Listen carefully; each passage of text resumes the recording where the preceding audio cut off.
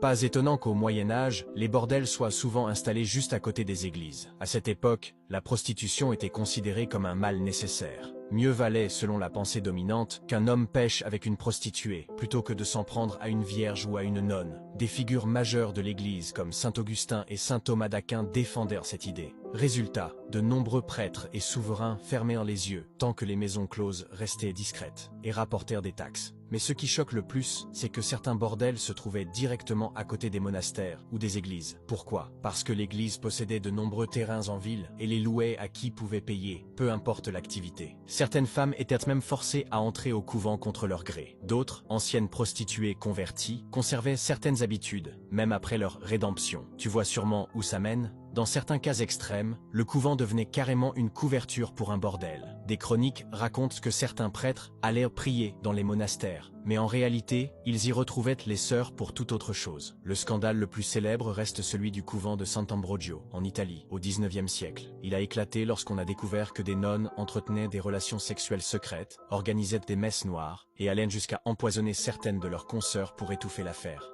Alors, quand on parle aujourd'hui d'hypocrisie religieuse, ce n'est rien comparé à ce qui se passait vraiment dans certains lieux sacrés. Et toi, tu penses que la foi peut justifier le silence face à ce genre de pratique?